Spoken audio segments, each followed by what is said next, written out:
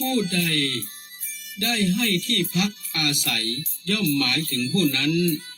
ได้ให้สิ่งทั้งปวงเพราะว่าการให้ที่พักพิงเป็นเหมือนการให้ร่างกายได้หลบแดดหลบฝนและความหนาวทำให้มีสติสามารถเจริญสมาธิภาวนาได้จึงถือว่าเป็นผู้ทำนุบำรุงศาสนาและดำรงศาสนาให้ดำรงคงอยู่ต่อไป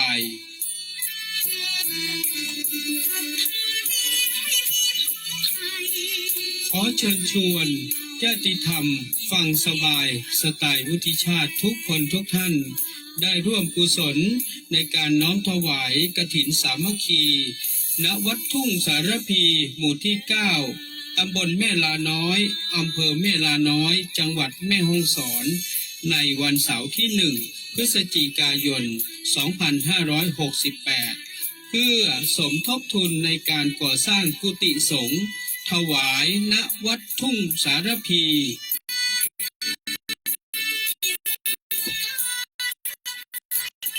สนใจทำบุญติดต่อที่ 086-671-3446 ได้ตามกุศลเจตนาเพื่อร่วมบุญสมทบกฐินสามัคคีสร้างกุฏิสงฆ์ถวายณวัดทุ่งสารพีหมู่ที่ 9 ตำบลแม่ลาน้อยอำเภอแม่ลาน้อยจังหวัดแม่ฮ่องสอนในวันเสาร์ที่ 1 พฤศจิกายน 2568 ร่วมบุญตามเจตนาติดต่อได้ที่ 086-671-3446 ได้ตั้งแต่บัดนี้เป็นต้นไป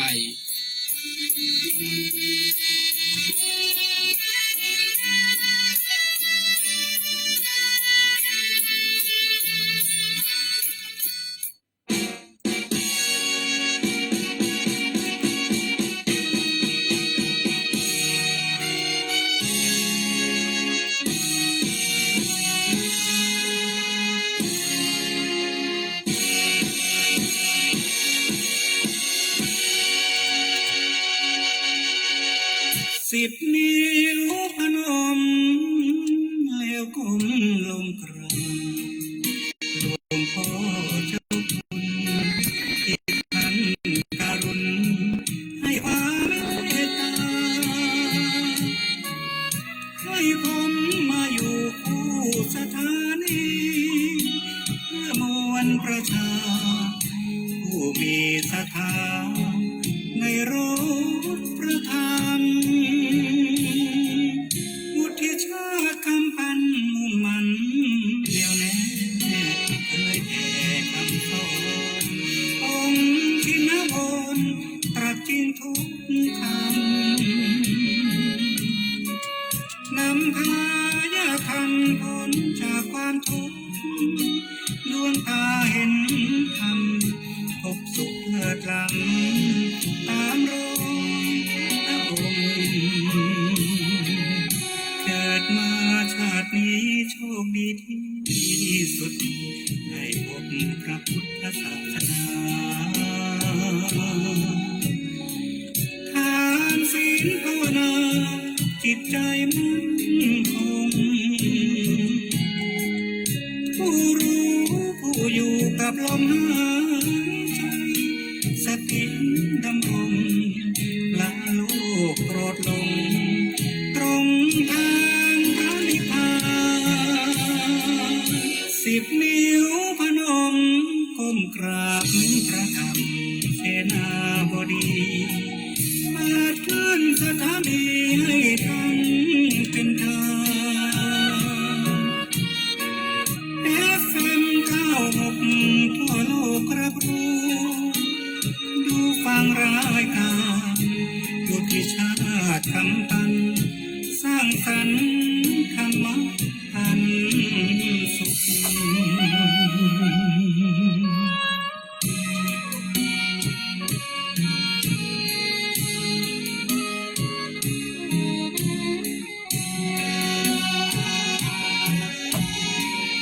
เกิดมาชาตินี้โชคดีที่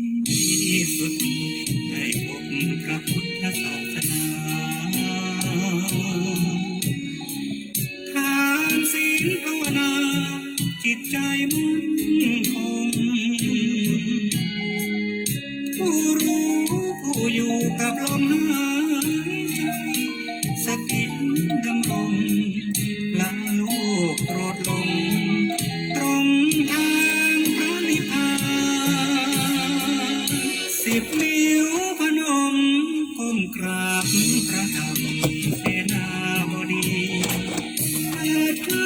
ถานีให้ท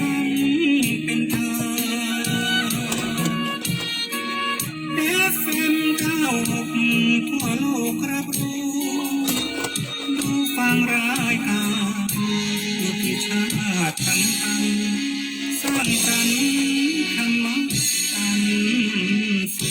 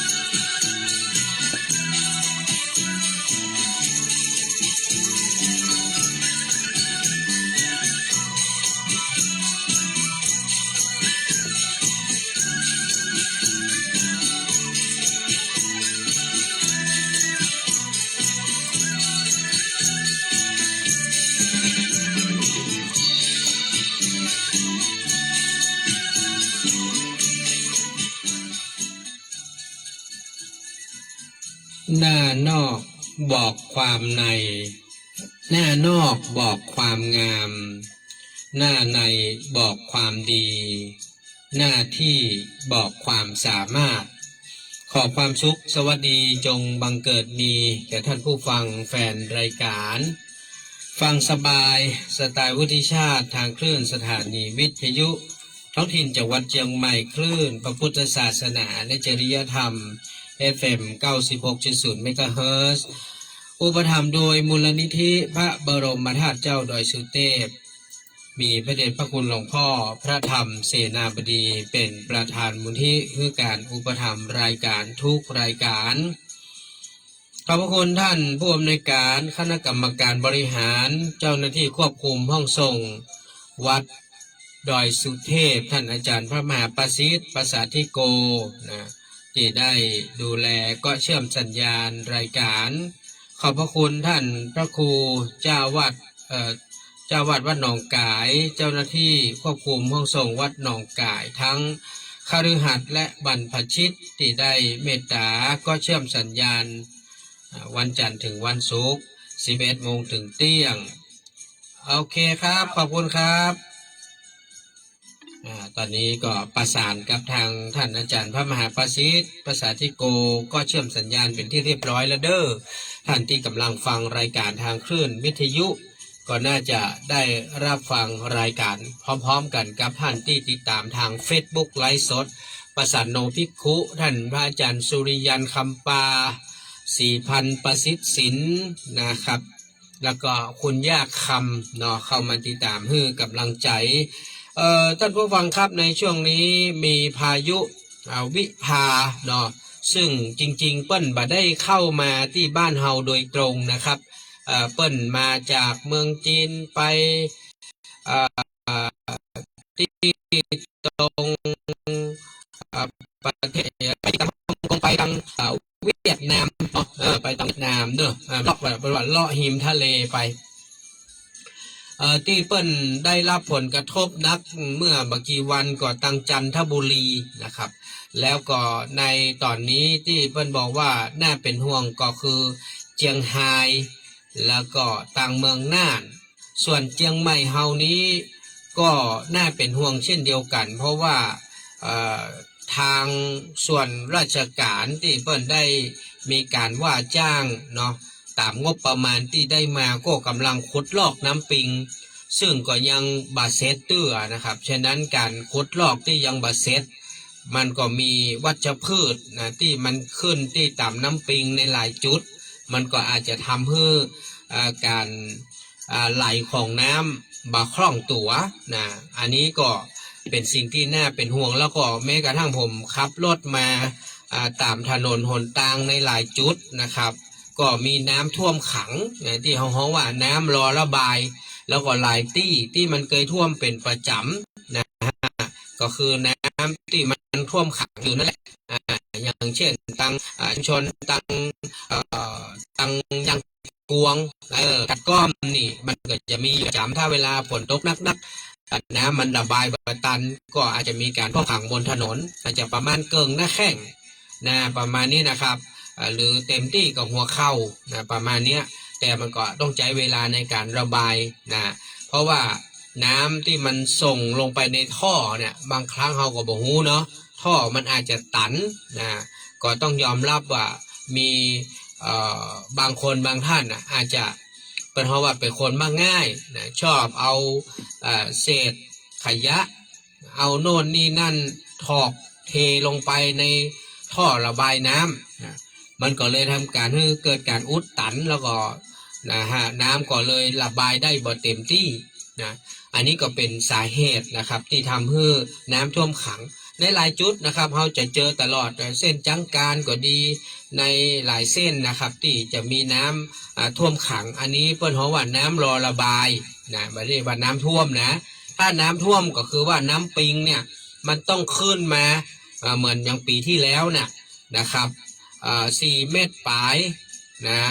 4 เมตร 80 4 เมตร 90 5 เมตรเนี่ยนะนั่นน่ะน้ำท่วมแน่นอนนะครับแต่ตอนนี้น้ำปิงมันยังบ่ขึ้นถึงขนาดนั้นแต่ก็ต้องระวังไว้ก่อนเพราะว่าตังเหนือเนี่ยมันมีฝนตกอย่างตังเจียงดาวเนี่ยซึ่งมันก็เป็นต้นน้ำตัวเมื่อนี้ก็ท่วมนะเข้าบ้านเข้าจองประชาชนแล้วก็เลยจากนั้นมาก่อนเนี่ยตังแม่ริมก็ดีตังแม่แตงก็ตามเนี่ยมันก็มีน้ำไหลจากป่าจากดอยมาสะสมนะครับเพราะถ้าฝนตกตังเหนือเนี่ยมันจะมีปัญหาถ้ามันตกลงมาเลยเชียงใหม่ไปเนี่ยมันก็จะไปตังละปูนมันจะไปตังอื่นแต่ถ้ามันไปตกต้นน้ำเนี่ยเพราะว่าอย่าลืมว่าเชียงดาวนี่ก็เป็นต้นน้ำของน้ำปิงนะแม่แตงเนี่ยก็เป็นต้นน้ำแม่ปิงเหมือนกันเนาะในหลายจุดเนาะแล้วก็ตังแม่กวงเนาะมันจะไหลไปตังแม่กวงด้วยนะแล้วก็แม่ริมแม่ริมเนี่ยนะตังแม่สงแม่สานี่มันก็จะเป็นต้นน้ำของน้ำปิงนะมันมาเปาะน้ำปิงหมดดังนั้นก็อาจจะมีปัญหาแล้วก็เส้นคันคลองชลประทานอันนั้นก็ไปแหมส่วนหนึ่งซึ่งพี่น้องที่อยู่ตังสันปะตองตังพวกตังสันปะตองพวกก็อาจจะได้รับผลกระทบหางดงสันปะตองนะนี่ก็ขอคือระวังกันไว้ก็ดีเพราะว่าช่วงนี้เปิ้นบอกว่าฝนจะตกติดต่อกันโดยเฉพาะวันนี้ทั้งวันแน่นอนทั้งวันทั้งคืนนะครับเพราะว่าอย่างผมอยู่แถวประแดดเนี่ยตกตั้งแต่เมื่อคืนทั้งคืนแล้วเมื่อวันนี้ก็ตกทั้งวันเนี่ยเกิงวันก็ยังมาย่างเตื้อแล้วก็มืดฟ้ามัวดินไปหมดอันนี้ก็ขอให้พี่น้องที่อยู่บ้านใกล้น้ำก็ดีหรือว่าที่ต่ำนะบ้านลุ่มต่ำก็ดีเนี่ยก็ขอให้ได้ระมัดระวังนะช่วงนี้ถ้าไม่จำเป็นก็ไม่ต้องไปไหนคืออยู่กับบ้านกับจองไปก่อนนะมันต้องไปไหนเตื้อเพราะว่าเขาบอกว่าน้ำมันจะเข้าบ้านเข้าจองเขาก็เนาะน้ำเมืองก็ดีนะครับมันมีอย่างเส้นบ้านผมเนี่ยถามว่าน้ำปิงล้นแล้วไปท่วมกะบ่ใช่ครับปีที่แล้วนี่นะน้ำเมืองครับน้ำเหมืองที่มันเลาะตังหลังนะมันล้นน้ำเหมืองท่านผู้ฟังเข้าใจคำว่าน้ำเหมืองนะน้ำเหมืองนี่มันเป็นน้ำที่มันแยกออกจากเส้นน้ำปิงมันแยกจากน้ำคลองนะมันก็เป็นน้ำเหมืองน้ำคลองนี่มันจะใหญ่น้อยคลองนี่มันจะใหญ่ประมาณ 3-4 เมตรความกว้างของคลองนี่นะแต่พอเป็นน้ำเหมืองปุ๊บเนี่ยลำน้ำเหมืองปุ๊บเนี่ยมันก็จะน้อยลงแต่เส้นตังปะแดดเนี่ยเส้นตังต้าไมอีนะฮะน้ำบ่อเย็นวังสิงคำเนี่ยโอ้มันมีน้ำคลองไหลตั้งหลังพุ่นใหญ่มากลึกตัวนะผมเคยไปเห็นอยู่เพราะว่าขี่รถผ่านอยู่ฉะนั้นอันนี้ก็คือสิ่งที่ทำให้เกิดน้ำท่วมเพราะมันจะเลาะมาตั้งหลังมันไม่ใช่ท่วมจากน้ำปิงนะน้ำปิงมันสูงครับมันมาล้นตะลิงครับน้ำปิงเนี่ยอย่างวัดวังสิงคำเนี่ยติดอยู่หิมถนนน้ำปิงเนี่ย โอกาสที่น้ำจะท่วมนี่มันยากมากเพราะกว่ามันจะท่วมไปถึงตั้งนั้นได้เนี่ยมันต้องท่วมบ้านของเขามาก่อนนะมันต้องเอาตั้งหลังมาก่อนจากตั้งหลังแล้ว มันจะมาตั้งไปเหี่ยวแล้วมันก็จะมาตั้งโรงเรียนกว่าจะพ้นจากโรงเรียนถึงจะมาที่วัดเพราะว่าวัดนี่อยู่หิมน้ำปิงมีถนนกั้นบ่ได้นะมันอยู่ที่สูงนะครับยากที่มันจะท่วมถ้ามันมาถึงท่วมถึงวัดวังสิงคำได้นี่แสดงว่าบ้านผมเขานี่มันต้องเปียงเอวป่ะนะครับนะต้องเปียงเอวป่ะนะเปียงเอวเปียงอกป่ะนะมันถึงจะมาถึงเพชรได้อย่างปีที่แล้วที่มันท่วมนักเนี่ยมันสูงสุดก็ประมาณเกิงหน้าแข้งนะเกิงหน้าแข้งแถวบ้านผมนะเกิงหน้าแข้งก็บ่ได้ตังค์ก็เปิดหรอกเพราะว่าอันนั้นก็บ่ได้อันนี้ก็บ่ได้สุดท้ายก็เลยได้สักอย่างนะเพราะว่าตังฝ่ายบ้านเมืองเปิ้นมาแจ้งมาบอกอันถ้ามันมาเสียหายก็บ่ได้นี่บ่เข้าบ้านก็บ่ได้นะมาเข้าบ้านก็ต้องมีความเสียหายด้วยนะของเฮามันบ่เข้าไงเพราะเฮาก่อกั้นหน้าบ้านหลังบ้านมันก็บ่เข้านะในบ้านนั้นยกกันหิมตายนะภรรยาคือช่วยยกสาลีตีนอนโอ้ย้ายตู้ย้ายตั้งหิมตายหิมยังสุดท้ายมันเข้าบ่ถึงในบ้านนะฮะมันเสมออยู่หน้าบ้านท่านขึ้นไปน้อยเดียวนะสักคืบเอาก่อไปเป็นศอกนะมันท่วมไปสักคืบหนึ่งนี่มันได้สุดท้ายก็คือบ่ท่วมได้โยกกันหิมตายหิมยังเก้าปันก็บ่ได้กระเปิ้นตอนล้างโคลนแถมนะเปิ้นบอกว่าจะมีค่าล้างโคลน10,000สุดท้ายเฮาก็ถ่ายภาพถ่ายหยังไปปริ้นเสี่ยงไปเป็น100-200พอตอนที่เฮาแจ้งไปตั้งไงเพราะเฮาว่าตั้งเว็บตั้งเว็บเนาะตั้งเว็บแล้วก็บ่หันตอบมาสักเตื้อนะพอเปิ้นตอบมาปรากฏว่าเฮาก็ซ้ำมาอยู่นะเฮาไปปุ่นกำแพงเพชรไปตานกฐินก็เลยบ่ได้ยื่นเอกสารก็สุดท้ายก็9,000ก็บ่ได้10,000ก็บ่ได้น้ำท่วมบ่ได้ล้างพื้นบ่ได้ ว่าได้ครับแม่จะร่วมทำบุญด้วยนะครับแม่หยังครับแม่จันฟองทาทองพร้อมลูกหลานทำบุญอย่างครับแม่ทำบุญผ้าป่า100แล้วก็ทำบุญกระเบื้อง100ก็มีของแม่พวงพัจจาล่าคำแดงครับอุโมงค์แล้วก็ผ้าป่า100กระเบื้อง100เดี๋ยวนะครับแม่พวงพระกาล่าคำแดงเดี๋ยวนะบ้านอุโมงค์แล้วก็พวงพระกาล่าคำแดงแล้วก็แม่อย่างก็ครับล่ำแม่ผ้าป่า100กระเบื้อง100นะครับแม่พวงพัจจาแล้วของแม่อย่างก็ครับที่อู้นะครับเอาแม่จันฟองทาทองน้องลูกหลานแม่จันฟองทาทองเหมือนกันนะครับเนาะจะอันนี้แม่ประคองนะครับแล้วก็แม่แสงทองคำเจริญแม่แสงทองคำเจริญจะเหมือนกันอย่างละ100นะครับอันนี้จะโอนเข้ามาไหมครับ600นะครับเนาะอันนี้จะโอนเข้ามาหน่อยเนาะอันนี้แม่โอนเลยได้ครับได้ครับขอบคุณครับแม่ครับโมทนาครับก็ขอบคุณนะครับคุณแม่จันฟองทาทองพร้อมด้วยลูกหลานนะได้เมตตาร่วมผ้าป่า100กับเบื้อง100แล้วก็แม่พวงพากาล่าคำแดงผ้าป่า100กับเบื้อง100แม่แสงทองคำเจริญผ้าป่า100กับเบื้อง100อนุโมทนาได้ไหมเนอะ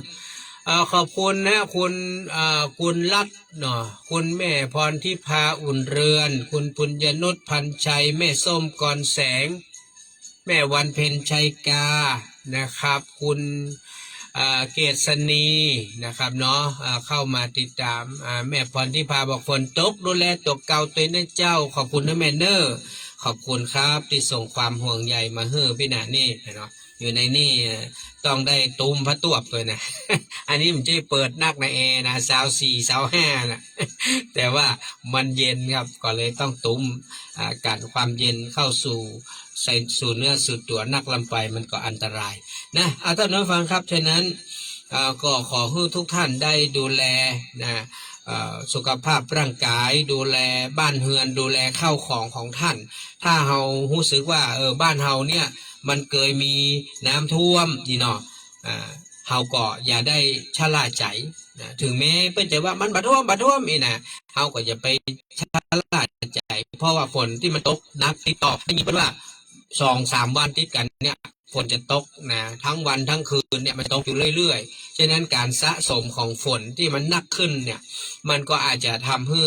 เกิดนะน้ำท่วมฉับพลันได้นะครับแม่ส่งกำลังใจเด้อตั้งปากกงบ่ท่วมเนาะแม่เนาะ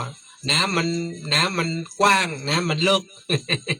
แม่น้ำมันกว้างมันเลิกเป็นอย่างบ่ท่วมบ้านแม่แอมสูงนะบ้านแม่แอท่วมก่อนที่อื่นก็ท่วมหมดอะเนาะ เพราะว่าแม่แอมันสูง เดี๋ยวแน่ว่าได้ครับ ข้างไหนเจ้าแม่โอนไปแล้วนะเจ้า อ๋อได้ค่ะแม่สาธุเนอร์ เจ้า ครับขอบคุณแม่ฟองแม่จันฟองถาทองพร้อมลูกหลานแล้วก็ญาติธรรมตัวเนอร์ดังนั้นท่านผู้ฟังทั้งหลาย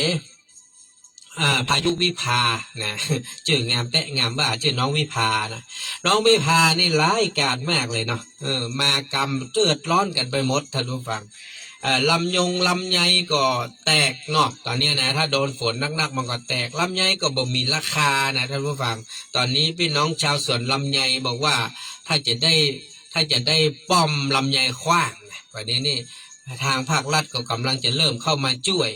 นะแต่มันจะจ้าไปหน่อยนะจริงๆภาครัฐเนี่ยเพิ่นจะต้องเตรียมการตั้งแต่ก่อนหน้านี้แล้ว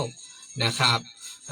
เพราะว่ารัฐมนตรีก็ดีอธิบดีต่างๆก็ตามความจริงต้องหูแล้วล่ะว่าลำไยมันจะมานักมาหลายในปีนี้นะทางเกษตรอำเภอเนี่ยเพิ่นน่าจะหูแล้วล่ะนะเพราะมันแค่ดูด้วยตามันก็หูขนาดบ่ได้ใส่สารเนี่ยอย่างสวนพี่แหนมเนี่ยนะมีอยู่ที่มันออกเนี่ยประมาณ5 ต้นที่เหลือนั้นมันบ่ออกเพราะว่าพี่แหนมฟันมันเมื่อปีแล้วนะมันเป็นอย่างเพื่อเขาเป็นเชื้อราฟันขว้างก่อนที่ออกก็คือแวดตูไม่แหละขนาดเขาจะกินวัวเอาน้ำใส่ไปได้นะมันยังออกออกจนเต็มไปหมดนะแต่ลูกมันเหมือนใหญ่นะเพราะมันออกนักมันแย่งอาหารกันส่วนคนที่เปิ้นใจสารเล่งก็ดีใส่ปุ๋ยฉีดยาพ่นยารักษามันเนี่ยมันก็ซ้ำนักกะมันก็ซ้ำงามทีนี้พอแล้วเนี่ยได้ยินว่าเอเนี่ย21 บาทเอนี่ได้ยินว่า14 บาทนี่เนาะแล้วก็มาบีนี่7 บาทแล้วมาตอนหลังกลายเป็นว่าเอ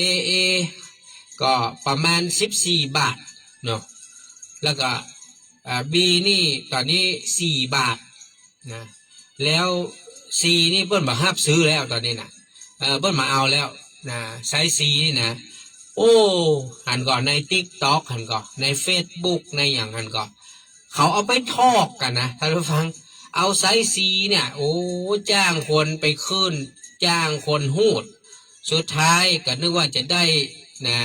50 ตังค์ก็ยังดีบัดเดียวนี้เพิ่นมาเอาบัดเดียวเนี่ยไซส์บีเนี่ยเหลือแค่มาถึงบาทแล้วนะครับเอแหมลดหวบห้าบท่านผู้ฟังและชาวสวนเนี่ยเปิ้นปลูกนักนะปลูกกำเป็นลายให้5 ให้10 ให้นะแล้วจะเอาทุนเอาฮอนที่ไหนคืนมาเด่นความจริงแล้วผมว่าการช่วยเหลือของภาครัฐถ้าจะช่วยนะเฉพาะแน่นะควรจะฮื้อเป็นไร่ตีไปเลยเกษตรกรที่เปิ้นขึ้นทะเบียนเนี่ยเปิ้นมีกี่ไร่ฮื้อไร่เท่าใดเหมือนอย่างที่ไปช่วยเรื่องพวกพืชอย่างอื่นที่เปิ้นไปช่วยไร่ละยังช่วยเข้าไร่ละ1,200อีเนาะก็ช่วยลำไยเห็นหน่อยสมมติว่าคนมีบ่เกิน10 ให้อีกก็แล้วกันเนาะไร่ละ 1,000อีเนาะอย่างน้อย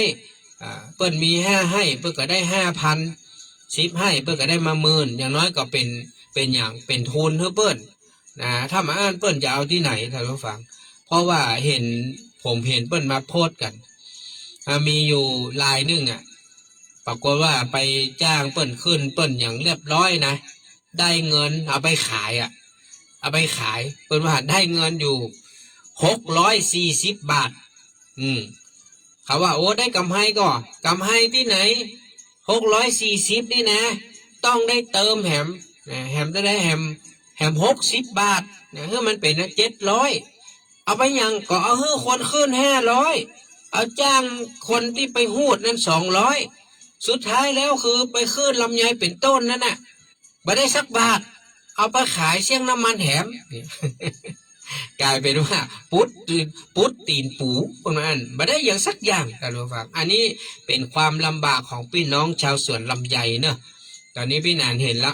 ขนาดพี่นานเองก็อินดูนะอย่างพี่นานเองเขาบ่ได้เดือดร้อนตรงที่ว่าเขาบ่ได้ซื้อสารเร่งเขาบ่ได้พ่นยาใส่ปุ๋ยอย่างเปิ้ลนะของเขาปล่อยตามธรรมชาตินะครับอย่างน้อยที่สุดผมก็ได้ขายไป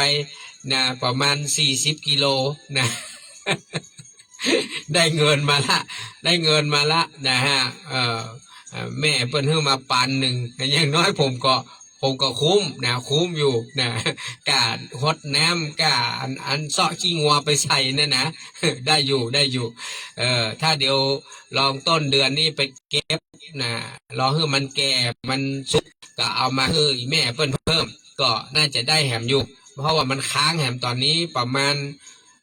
ถ้า100เนี่ยผมเก็บวันนั้นเนี่ยประมาณ20%เหลือแหมประมาณ80%ยังไม่ได้เก็บเตื้อนะครับยังอยู่ที่ต้นอยู่เลยนะครับเพราะว่ายังใหญ่บ่เต็มที่มันยังบ่สุกแต่รอสักต้นเดือนกลางเดือนหน้าก็ไปเก็บให้แม่เปิ้นต่อนะก็อาจจะมาได้ละนะโล20 บาทนี่นะอาจจะต้องลดราคาเพิ่น อาจจะเหลือโล15อยู่นะ ได้แล้วแต่แม่เพิ่นจะเมตตาเพราะว่าเพิ่นบอกว่าเพิ่นจะช่วยรับซื้อให้เพิ่นเอาไปแจกครับเพิ่นรับซื้อไปแจกต่อก็ขอบคุณแม่ด้วยดังนั้นท่านผู้ฟังทั้งหลายอย่างผมถือว่าโชคดีนะโชคดีที่มี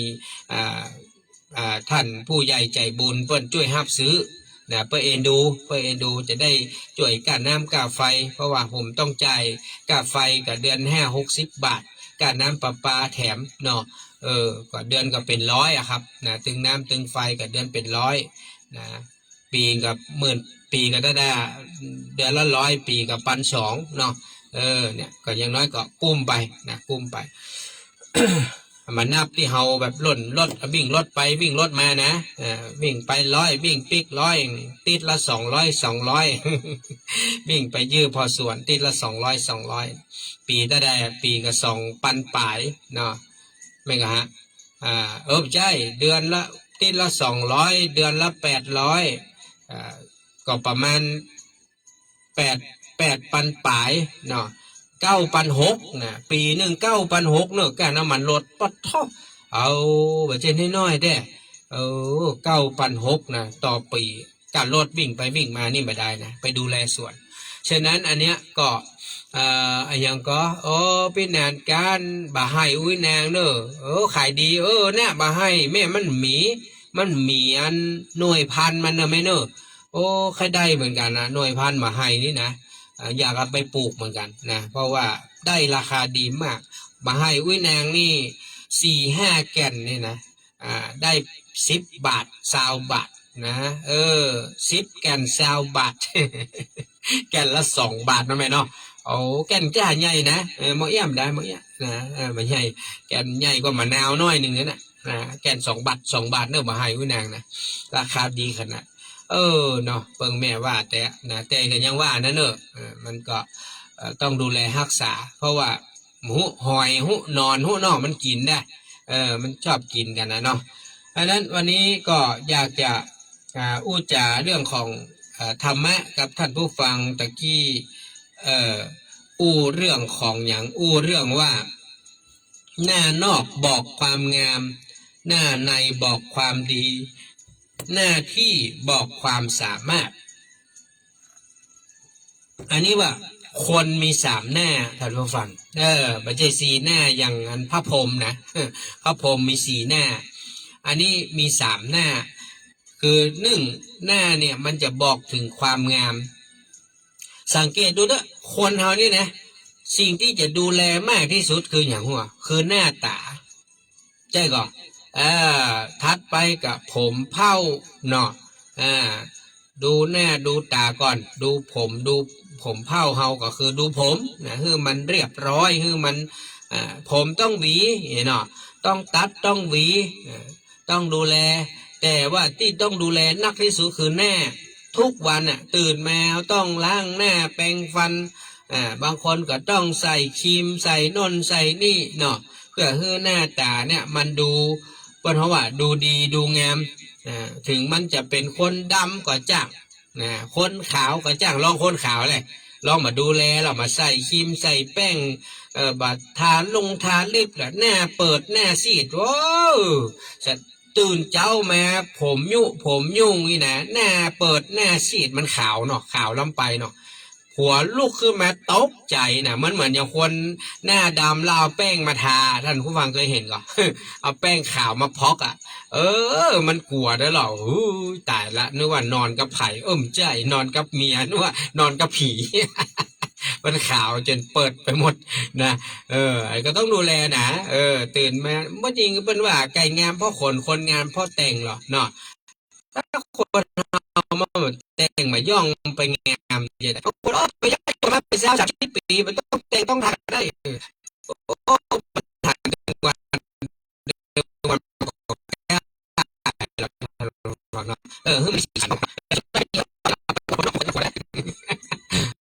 ไปทำงานไปเอวจะไปอย่างบุญมันจะแต่งแล้วมันไปเอวไปไหนมันแต่งเปิดเจอเฮ้อน่ะหัวที่มันหันกันมาเหมือนแต่งเหมือนเก่านะผมคิดนี่นะแต่งให้น้อยอย่าไปละหน้าเปิดหน้าเศร้าล้มไปนะแต่งให้น้อยฉะนั้นก็จะทำเพื่อสามีดูมีชีวิตชีวาวันนี้ผมเมียผมงามล่อจะไปไหนเจ้าผมไปไหนแต่งให้สู่พ่อมาได้ยี่กะแต่งให้กันพอน้อยเนาะไม่ใช่เอาแต่เครื่องสำอางมาแต่งให้คนดังนอกพอนะเดี๋ยวก็แต่งไปญาติการเดี๋ยวก็แต่งไปเอวที่ผัวมาได้หันนะถ้ามาออกบ้านออกจองนี่มันได้หันแบบเมียแต่งหน้าแต่งตา บางทีก็สตางค์ผัวนะไปซื้อนะ ขอบคุณนะคุณป้าจำลองพันชัยจากไหนอยู่ไม่ซอดกะขอบคุณเนอะป้าวันเพ็ญป้าแก้วนะเข้ามายื่นให้กำลังใจฉะนั้นเราผู้ฟังทั้งหลายหน้านอกบอกความงามนะเวลาคนหันกันใครพ่ออย่างเขาอีพ่อแน่ก่อนมั้งอ่ะใครจะไปพ่อแข่งพ่อขาพ่อส่วนอื่นเจอปุ๊บเจอหน้ากับพ่อหน้ากันก่อนแน่ว่าพ่อหน้าพ่อตาหน้าเป็นยังไงหน้าหมองหน้าเศร้าหน้ายิ้มหน้าแย้มนี่บนหน้าเนี่ยมันบอกว่ามันจะงามก่อนยังไงล่ะจะให้มันงามก็ต้องหูจักยิ้มแย้มแจ่มใสแน่ไม่ใช่แปลงหน้าหมองตรองเศร้าหน้าบอกบุญมาฮับอย่างบางคนตึงมายิ้มมาแย้มหน้าบูดหน้าบึ้งหน้าตึงตลอด ตึงตลอดเนี่ยมันใจอย่างนะมันจะไปจักไปดึงนะมันแปลงหน้าเข่งตาเข่งนะกะกูบอกใกล้มันเฮ้ยโดยเฉพาะไม่ยิงทั้งหลายนะผัวก็บอกกล้าใกล้ลูกก็บอกกล้าใกล้แปลงหน้าตึงไว้นะแปลงหน้าเข่งตาเข่งโอ้ยกูใกล้มันก็เดี๋ยวมันจะเอาความผิดอย่างกูแหมมะเดี๋ยวกับเรื่องนั้นเดี๋ยวกับเรื่องนี้แหมกล้าให้กับมึงใกล้เนอะผัวก็มกล้าอยู่ใกล้เมียลูกก็มกล้าอยู่ใกล้นะขนาดหมาแมวนี่ยังกล้าใกล้เลย แปลงหน้าสวกตาสวกด้วยนะดังนั้นคนเฮาเนี่ยตื่นเช้ามาต้องอารมณ์ดีนะไปเนี่ยการก็อารมณ์ดีปิกจากเนี่ยการมาบ้านก็อารมณ์ดีเนี่ยคนอารมณ์ดีนี่อยู่ที่ไหนนะใครหันใครก็มีความสุขหรอกบอกกล้าไม่ขายซ้ำหายอย่าไปแปลงหน้าบึ้งจะไปอู้จ่าบดีผมเนี่ยเคยไปเจอขนาดว่าเมื่อค่ำยำแรงนะ6-7 โมง 8 โมงเมื่อคืนเนี่ยเขาไปวิ่งแก๊บเนาะไปรับส่งอาหารไปเจอปอกกาอู้ก็บ่ม่วนนะผมไปเจอตังพุ่นสุแม่เนี่ยของอู้ให้น้อยเนอะตั้งไหนหัวพุ่นตั้งห่างโดงพุ่นไปเจอปอกกาคนหนึ่งโอ้ยนะเขาไปรับอาหารฮือเต้ๆนะจะไปส่งลูกค้ามาใส่เฮาขี่รถเข้ามาอย่างไรนี่อยู่ก่อนในร้านเฮาหานเฮามาตันมึงป้ายบนหนอเฮาฟังมันขับเลยเข้าไปน้อยเดียวมาได้เดือดใส่เฮาขี่รถเข้ามาอย่างไรนี่พ่อบอกมีน้ำใจแท้เจ้าอู้ดีๆ ไอ้ครับวันหน้าคือไอ้อันจอดตังนอกนะครับอันตังไหนนี่มันเวลาเอาเข้ามาแล้วมันจะเติกตังเตียวลูกค้าคนอื่นเพิ่นเข้าออกเนี่ยครับอีกอะอันนี้มาเอฟใส่เฮาอ่ะไอ้เอารถเข้ามาอย่างไรนี่อยู่ว่ะเฮาก็ใจตกตุ้มปอเนอะวันแน่นะถ้าเป็นร้านนี้นะจำได้หรอร้านนี้เด้งขึ้นมามาเอาเลยมาห้าบงานเถอะเฮาอุตส่าห์ไปห้าบงานเอาส่งลูกค้ามีน้ำใจเนาะเฮาก็มีชีวิตเฮาก็มีจิตใจเฮาก็คนหนึ่งเนาะเฮาก็ไม่ใช่ว่าคนยากไร้เข็นใจแต่ที่เฮาไปทำงานพิเศษเพราะเฮาอยากได้เงินเพิ่มมาได้จะมาดูถูกดูแคลนเฮาต้องให้เกียรติเฮาผมไปส่งอาหารเจอลูกค้าบางคนเพิ่นยกมือไหว้เฮาตกใจนะโอ้ขอบคุณครับขอบคุณเจ้าขอบคุณค่ะเขาตกใจโอ้เพิ่นยังขอบคุณที่ร้านค้าเนี่ยนะแต่ก็มีส่วนน้อยนะที่มันเป็นแบบเนี้ยนิสัยแบบเนี้ยนะส่วนมากเพิ่นก็นิสัยดีขอบคุณเนอะขอบคุณครับขอบคุณเจ้าที่มาให้อาหารนี่นะส่วนมากเพิ่นอยากขอบคุณนะอันนี้บอกขอบคุณว่าเฮาแหมโอ้หันน้อยใจเหมือนกันนะน้อยใจเฮาก็คนเหมือนกันนะถ้าเฮาไปวิ่งให้เปิ้นจะได้ขายก่อนเบิ่งฮะคนเฮาต้องคิดน้ำเปิ้งเรือเสือเปิ้งป่านะฉะนั้นอัธยาศัยไมตรีเนี่ยมันเป็นสิ่งที่ดีเขาเข้าไปผมไปเจอบางร้านท่านผู้ฟังก่อนจ้าก็ห้ามว่านะอันกินน้ำก่อนเนอะน้ำเย็นๆมีเนอะมีขนมวางงั้นนะกินได้เลยเนอะเพื่อนเอากล้วยมาวางเอาขนมเป็นถุงเป็นชิ้นบางทีมีแผ่วน้ำหวานน้ำขวดเทกินเลยเนอะเทกินเลยเนอะมันต้องเกรงใจบางคนนะเขาจะออกมาละโอ้อันน้ำกินมีก็ใส่น้ำเอาน้ำเป็นขวดน่ะน้ำที่เปิ้นขายกันนะขวด10 บาทนั่นน่ะเอามายื่นให้6-7 บาทเอาน้ำไปกินตัวเนี่ยอันนี้มันเป็นน้ำใจท่านผู้ฟังเห็นก็ที่จริงมันเป็นต้นทุนของเปิ้นนั่นน่ะขวด5 บาท7 บาท10 บาทนั่นน่ะแต่เปิ้นเนี่ยเปิ้นได้เพราะเปิ้นเป็นคนมีจิตใจงามคนจิตใจงามเพราะว่าเป็นคนที่มีเมตตานี่มันอยู่ที่หน้านี่หน้านี่มีเมตตามันจะเป็นหน้าคนอิ่มบุญน่ะคนอิ่มบุญนี่หน้าตาเพิ่นจะสดใสมีออร่าเพิ่นว่านะพอเถอะคนที่หน้าหมองหน้าเศร้าอีนะคนที่ขี้จี้นี่ไปพอเถอะคนขี้จี้นี่นะคนขี้จี้ขี้สวกท่านไปพอแน่เถอะหน้ามันจะเหมือนแง้มหน้ามันจะดูแบบแห้งๆหน้าแบบมองอย่างท่านลองส่องกระจกเลยถ้าใครหูนะว่าหน้าท่านเนี่ยเป็นหน้าคนขี้จี้หน้าคนขี้โคตรหรือว่าหน้าคนใจดีมีเมตตาท่านเอาหน้าตัวเก่าไปส่องที่กระจกดูนะเพื่อนหนึ่งบอกหรอมันยิ้มให้กระจกดูหรอให้ยิ้มยิ้มไอ้ยิ้มของเฮาเนี่ยมันโอ้ยมันทำให้จิตใจคนละลายได้ซื้อบอกว่าบ่ซื้อบอกว่าบางทีเพิ่นไปดูไปยิบนั่นไปพอนี่แป่งหน้าเข่งตาเข่งซื้อกับบ่ซื้อยุบวางอย่างฮะนะอันนี้อารมณ์บูดละเป็นพ่อค้าไม่ขายมาได้นะลูกค้าเปิ้นแลบอกโอ้เปิ้นเปิ้นลองใจเฮาผมยังเคยเนี่ยผมนี่แต่ผมเป็นคนที่เก่งใจเนอะถ้าผมเข้าไปที่ไหนก็จังจะมีอย่างมามีอย่างที่เฮาอยากได้ก็จังเฮาบ่ถูกใจมันเปิ้งใจจะต้องซื้อติดมือน้อยหนึ่งซื้อสักเล็กสักน้อยอย่างมาสักโลก็ได้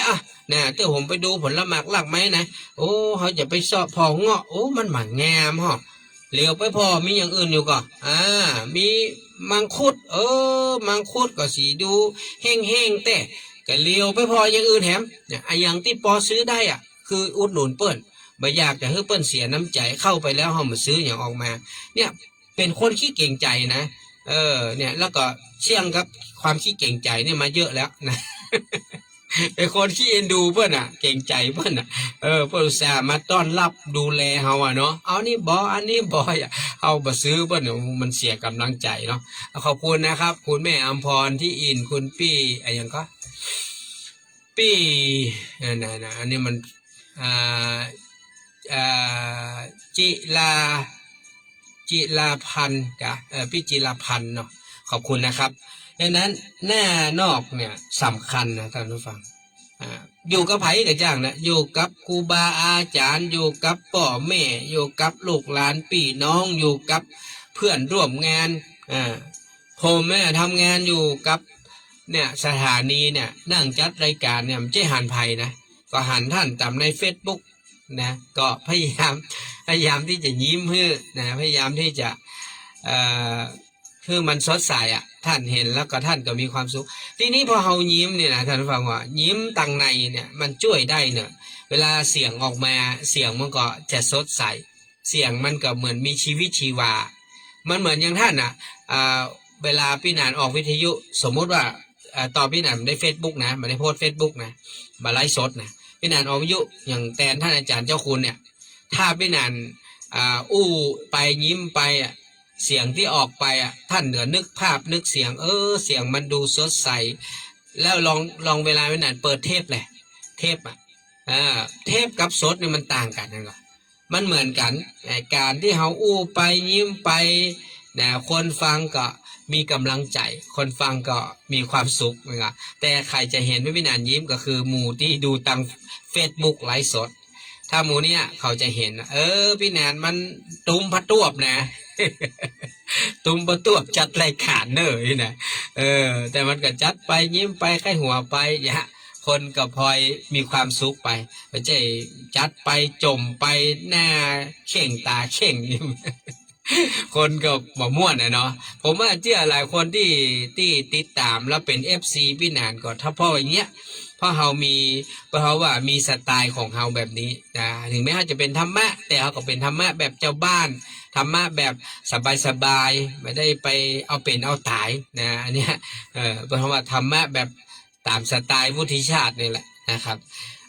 แล้วก็ทีนี้มาต่อจากหน้าหนึ่งมาเป็นหน้าอย่างหน้าที่สอง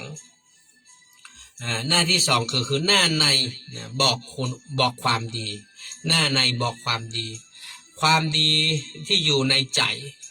นะความดีมันอยู่ในใจเช่นเอาเป็นคนมีเมตตามีความกรุณาเป็นคนที่มีน้ำใจไมตรีนี่เนาะมีน้ำใจไมตรีการอู้การจาเฮาก็พยายามที่จะคือกำลังใจซึ่งกันและกันนี่นะเนี่ยมันก็จะเป็นอย่างที่ทำให้เฮาอยู่กับใครก็ได้พร้อมที่จะเข้าใจพร้อมที่จะซัพพอร์ตความรู้สึกเนี่ยเพื่อใช้คำว่าซัพพอร์ตความรู้สึกเหมือนเฮามีครอบครัวมีผัวมีเมียมีลูกมีหลานมีปี่มีน้องมีเปื่อนมีฝูงเวลาเขาอยู่ตัวไผ่กันแล้วแต่เขาพยายามแลซ้ายแลขวาพอว่าคนเหล่านี้มีความสุขหรือมีความทุกข์เนี่ยอันเนี้ยคือเป็นเพราะว่าเป็นห่วงความรู้สึกของคนอื่นภาษานี้เป็นเพราะว่ารู้จักซัพพอร์ตนะซัพพอร์ตนี่หมายใจว่าแค่การฮื้อเงินฮื้อทองฮื้อข้าวฮื้อของฮื้อความช่วยเหลือไม่ใช่นะการซัพพอร์ตความรู้สึกเนี่ยเป็นเรื่องที่สำคัญต่อให้เฮาบ่มีเงินบ่มีทองยกตัวอย่างเช่นเฮาไปเยี่ยมคนเจ็บคนป่วยถามเนี่ยคนเจ็บคนป่วยส่วนมากโดยเฉพาะยิ่งคนที่มีอาการนักแล้วก็เป็นโรคที่ร้ายแรงเนี่ยเขาแค่ได้เงินก่อนแค่ได้เงินแค่ได้ทองแค่ได้เข้าได้ของจากเฮาไหมเขาบอกอยากแค่ได้หรอกครับเขาอยากแค่ได้กำลังใจกำลังใจเหมือนอย่างคนที่ดูแลอยู่นะเป็นผัวเป็นเมียเป็นพ่อแม่ลูกหลานพี่น้องเพื่อนฝูงเนี่ยดูแลอยู่เนี่ยแล้วคนดูแลทำอารมณ์ฮึดทัดเนี่ยนะทำเป็นเนี่ยอย่างก็กระแทกแดกดันเนาะเนี่ยอย่างแบบเต็มใจทำฮึอย่างเงี้ยโอ้มันทำลายความรู้สึกของคนที่ป่วยอยู่เมื่อคนที่ป่วยเพื่อนไม่ได้ต้องการอย่างเพื่อนต้องการความเมตตานะแล้วก็การดูแลการเอาใจใส่บางครั้งโรคภัยมันจะร้ายแรงขนาดไหนก็จ้างถ้าเรามีกำลังใจจะเราได้รับกำลังใจจากคนรอบข้างนะซัพพอร์ตความรู้สึกของเราได้เนี่ยมันก็จะทำให้เราเนี่ยมีอาการที่ดีขึ้นบางคนจากนักก็เบาลงนะบางคนจากเป็นโรคนิดโรคน้อยก็หายโดยเร็ววันเพราะได้รับการดูแลเทคแคร์ซัพพอร์ตเป็นอย่างดีจากคนรอบข้างอันนี้คือสิ่งที่อยากจะฝากทุกท่านทุกอย่างแม้แต่การทำมาหากินนะอย่างก็แล้วแต่นะมันอาจจะได้พ่องบัดได้พ่องเนี่ยเขาก็ต้องการมันก็การดูแลการให้กำลังใจจากคนที่เฮ เฮาอยู่รอบข้างเฮาไม่ว่าจะเป็นผัวเมียพ่อแม่ลูกหลานพี่น้องเพื่อนฝูงก็แล้วแต่เฮาก็ต้องการดูแลเอาใจใส่เรื่องหมู่นี้ความรู้สึกเล็กๆน้อยๆเนี่ยการแสดงนะความหันอกหันใจแม้เพียงเล็กน้อยมันช่วยให้คนคนหนึ่งมีความสุขทำให้คนคนหนึ่งสามารถฝ่าฟันปัญหาอุปสรรคนานาประการไปได้บอกว่าจะเรื่องหนี้สินกินอยู่เรื่องโรคภัยเรื่องอย่างก็แล้วแต่เถอะที่เขากำลังประสบอยู่ถ้าเขาได้รับกำลังใจได้รับการดูแลนะซัพพอร์ตเรื่องเหล่านี้เขาจะค่อยๆดีขึ้นแม้กระทั่งคนที่เป็นโรคซึมเศร้าซึ่งเป็นโรคที่น่ากลัวมากนะที่เป็นกันนักนะเนี่ยอันเนี้ยเขาก็จะดีขึ้นนะเขาก็จะดีขึ้นขอบคุณนะฮะคุณปี้สุนีกองบุญขอบคุณนาชากาแฟคุณย่าแสนดีแนวเต้เจ้า ดูแลสุขภาพเป็นเนอร์ขอบคุณครับดังนั้นนี่คือความรู้สึกที่เราจะมีให้ต่อกันขอบคุณนะครับคุณแม่อัมพรประมวลการบ้านวังน้ำลินพร้อมลูกหลานและก็ขอบคุณกับคุณแม่อารีมโนลีนะบ้านวังน้ำลินเช่นเดียวกันเนอแล้วก็ขอบคุณคุณปี้สุมาลีอรุณวิโรจน์นะที่ได้นำปัจจัยมามอบเพื่อพี่นันตวานี้ในการทำบุญหลายสิ่งหลายอย่างแล้วก็ขอบพระคุณอนุโมทนาบุญกับคุณป้อวัฒนาคุณแม่เป็นพจน์ปิ่นแก้วบ้านดอนปินสันกำแพงพร้อมด้วยลูกหลานนะครับที่ได้เมตตาฝากเงินทำบุญมานะครับก็ขออนุโมทนานะครับเจ้าภาพที่ร่วมทำบุญค่าน้ำค่าไฟประจำเดือนพฤษภาคมนะครับขอบคุณคุณย่าปราณีประดิษฐ์สุวรรณร้านดำรงกัดหลวงพร้อมลูกหลานเหลนคุณปี้ชลิดาเอกชัยพัฒนากุลร้านวรรณสนันพร้อมครอบครัวลูกหลานขอบคุณคุณยายระพีพันธ์อินล็อกฟองพร้อมลูกหลานเหลนคุณปี้ภูแสนิสาเจริญสุขพร้อมด้วยญาติพี่น้องพี่หนานชิงชัยน้องละเย็น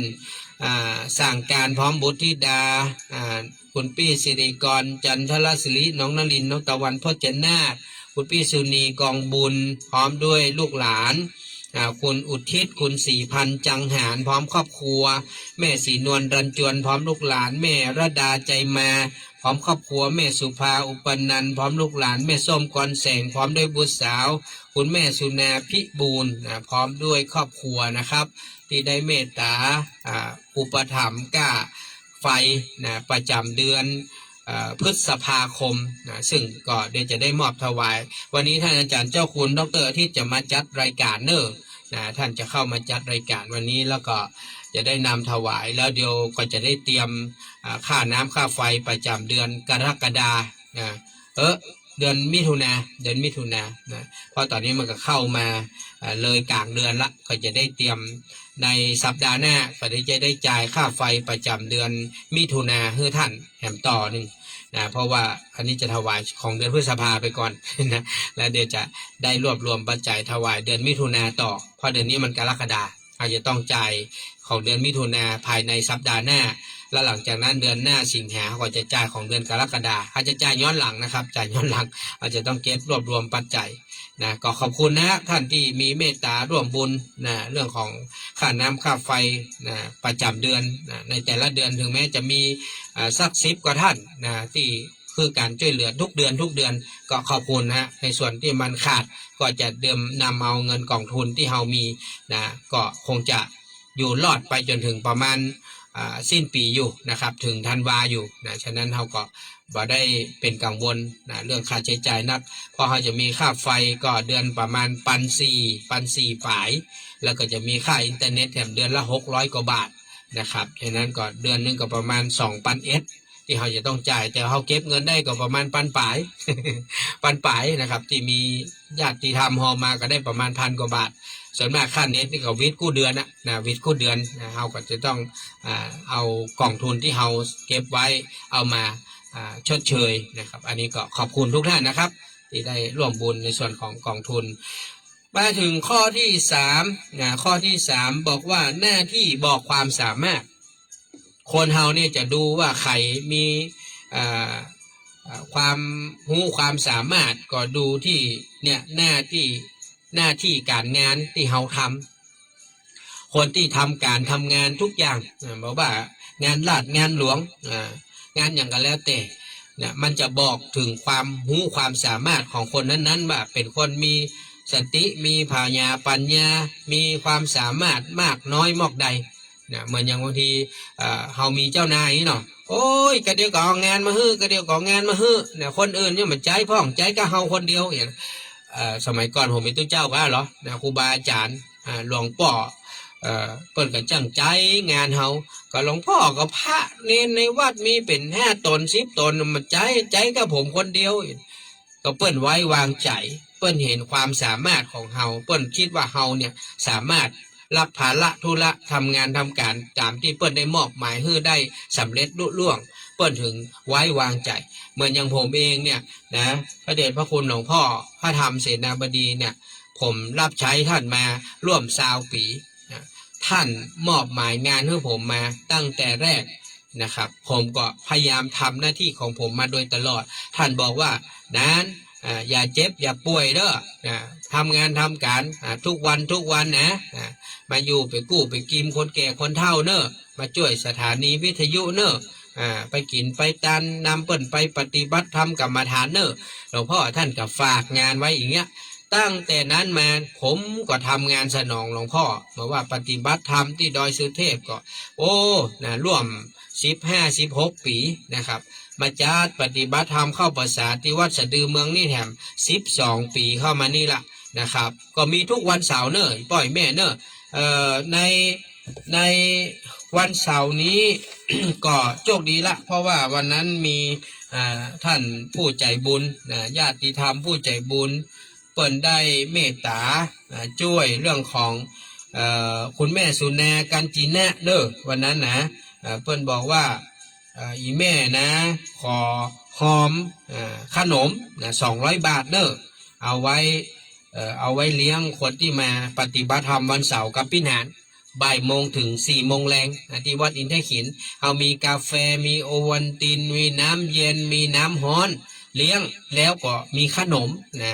บางทีผมมีญาติธรรมที่มาเปิดก็เอามาอย่างคันแล้วกับป้าอมพรเอาอันนั้นเอานี่มาแจกกันกินอย่างครั้งแรกนี่ผมแจกขนมกินกัน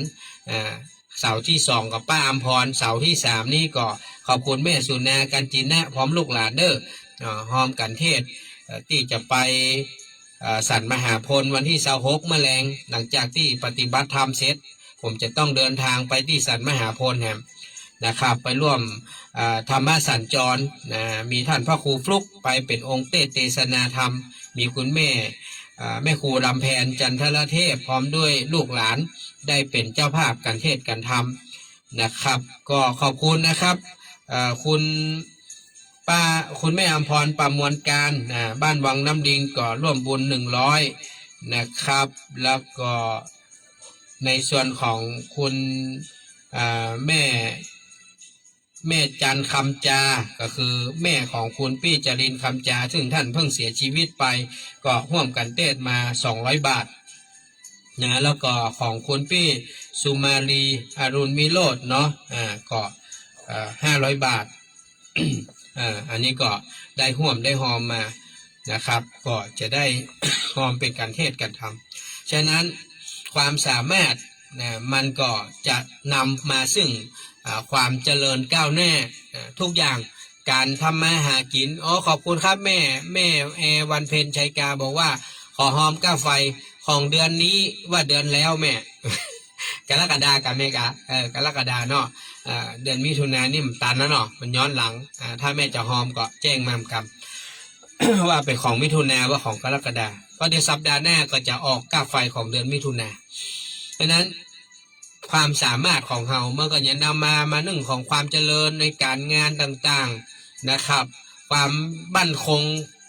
ในครอบครัวของเรานะครับเนี่ยความสามารถบางคนเปิ้นได้มีความรู้มากมายมันต้องจบปริญญาที่ถามนี่พ่อยแม่เขาเนี่ยที่เป็นแฟนรายการเนี่ยอายุ50 60 70 80 90เนี่ยถามว่าเปิ้นจบอย่างจบปริญญาจะมีสักกี่คนเนาะส่วนมากก็จบป.4 ป.6 กันเนี่ยนะบ้านนอกเขานะป.4 ป.6 นั่นแหละเต็มที่ก็มศ.3 มศ.5เนาะมศ.5ก็เทียบเท่าม.6กันเนาะมศ.3ก็ม.3ส่วนมากก็ประมาณนี้แหละป มศ3มศ5อนุปริญญานี่ส่วนมากก็ประมาณนี้แหละถ้าไม่ได้เป็นข้าราชการเป็นครูเป็นอย่างมาก่อนนะส่วนมากก็จบประมาณนี้แต่เปิ้นก็ยังสามารถที่จะดูแลครอบครัวเปิ้นได้นะทำให้มีความเป็นปึกแผ่นมั่นคงนะสืบลูกสืบหลานได้อย่างกิจการงานทั้งหลายนะปล่อยแม่เฮาที่เป็นเศรษฐีนีทั้งหลายเป็นพ่อเลี้ยงทั้งหลายเนี่ยเปิ้นก็บัดนี้มีความรู้สูงอย่างมากมายเปิ้นก็สามารถที่จะพักดันนะแล้วก็ขยันขันแข็งทำการทำงานจนซ่อว่าหาเงินได้จนร่ำรวยนะเป็นเศรษฐีเป็นข้าบดีมาจนถึงทุกวันนี้เพราะอย่างเพราะความรู้ความสามารถที่เปิ้นเรียกว่าเป็นคนครูพักรักจำมีความตั้งใจนะที่จะทำการทำงานซ่อว่าหาเงินเก็บหอมรอมริบจนกระทั่งเปิ้นก็มีความเป็นอยู่ที่ดีแล้วก็ร่ำรวยขึ้นมาได้อันนี้ก็ฝากไว้นะครับหน้าหนึ่งก็คือบอกความงามหน้า2ก็คือบอกความดีหน้า3ก็คือบอกความสามารถหรือว่าหน้าที่ของตนอันนี้ก็ฝากทุกท่านไว้ก็ก่อนที่จะจากลากันก็ฝากไว้นะครับว่าวันที่9 สิงหาเราจะมีการตานผ้าป่าวันแม่ที่เอาสมทบกับเบื้องมุงราคาตอนนี้เป็นการเร่งพิมพ์ได้ไปประมาณ 70% ละนะครับก็เหลือประมาณสัก 30% ก็จะเร่งทำภายในอาทิตย์นี้ให้มันเสร็จแต่ว่าก็คือลูกพระลูกเนรเอาไปติดไปบางส่วนแล้วก่อนหน้านั้นก็ติดไปล้อมแต่ว่านี่ก็ติดไปล้อมก่อนหน้าประมาณ 6-70% นะครับก็เหลือประมาณสัก 30% ก็จะเร่งให้มันเสร็จภายในวันศุกร์นี้นะครับแล้วก็วันที่10 สิงหาคมที่วัดเจ็ดลินเนอร์เชิญชวนปล่อยแม่ไปร่วมบุญทำบุญ100 วันเพื่อท่านอาจารย์พระมหาวิษณุอดีตเจ้าอาวาสวัดเจ็ดลินวันนี้พอเวลาหมดเวลานำรายการจากลาปล่อยแม่ไปก่อนขอบคุณอนุโมทนาบุญทุกท่านสวัสดีครับ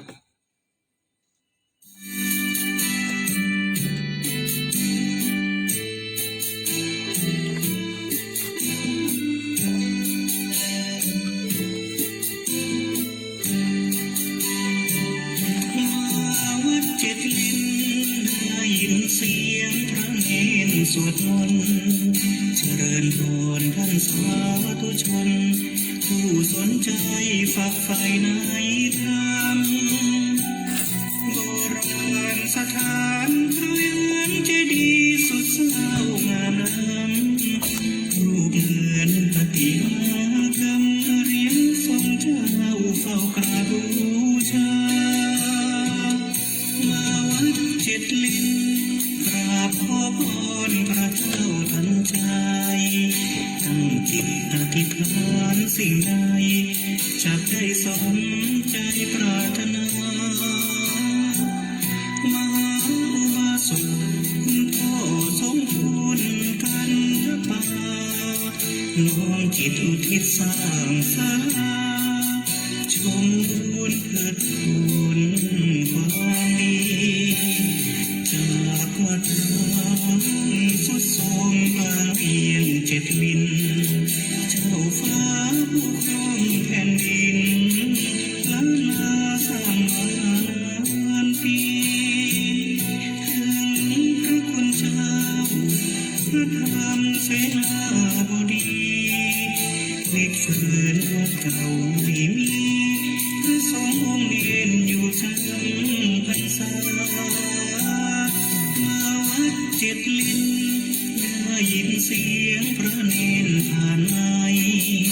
สวดมนต์ทำวัดฝากไว้ทุกคำเช้าเพื่อเจ้าศรัทธา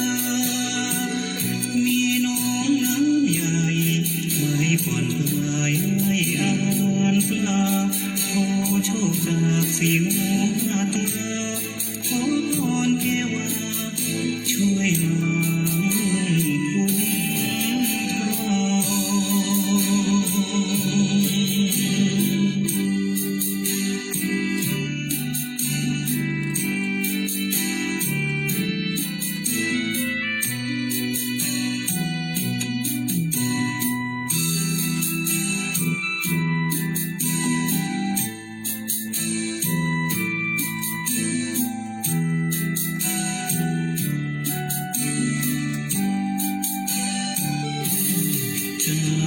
ทางสุดโทรมกลางเอียงเจ็ดลิ้นเจ้าฟ้าผู้ครองแผ่นดิน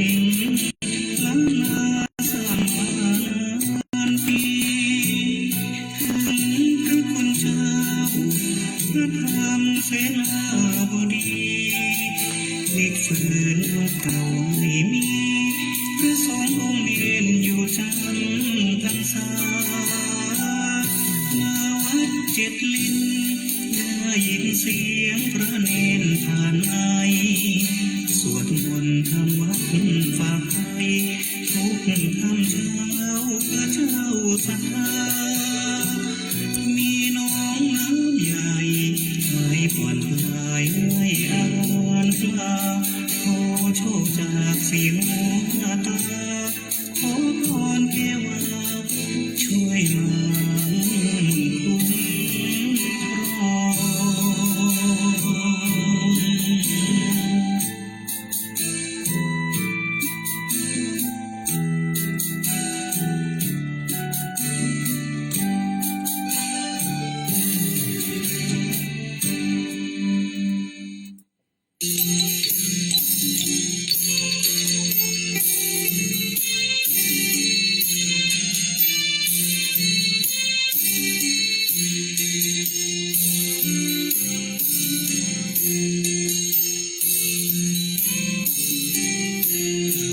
องจิตรกรรมวัดอินทขินเรื่องราวเจ้าฟ้าแผ่นดินทินแดนล้าน วัดอินทขินสะดือเมือง และพินานวุฒิชาติคำปัน ขอเชิญชวนศรัทธาสาธุชนร่วมทำบุญถวายพระป่า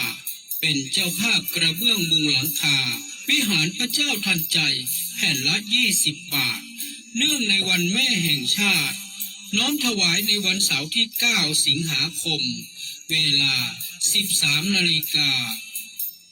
สนใจร่วมทำบุญติดต่อได้ที่พระอาจารย์เจ้าคุณดร.อาทิตย์ 086-731-3668 หรือที่พินานวุฒิชาติคำปัน 086-671-3446 ได้ตั้งแต่บัดนี้เป็นต้นไป พระเมื่อมาเยี่ยมชม อย่าลืมท่านศรัทธาสาธุชนผู้ใจบุญทุกท่าน ร่วมบุญเป็นเจ้าภาพถวายพระป่ากระเบื้องมุงหลังคา วิหารพระเจ้าทันใจแผ่นละ20 บาท ณ วัดอินทขินสะดือเมืองเนื่องในวันแม่แห่งชาติ น้อมถวายในวันเสาร์ที่ 9 สิงหาคม 2568 ตั้งแต่เวลา 13 นาฬิกาเป็นต้นไป สนใจร่วมทำบุญติดต่อได้ที่พระอาจารย์เจ้าคุณดร.อาทิตย์ 086-731-3668 หรือที่พินานวุฒิชาติคำปัน 086-671-3446 ให้ตั้งแต่บัดนี้เป็นต้นไป วันอิน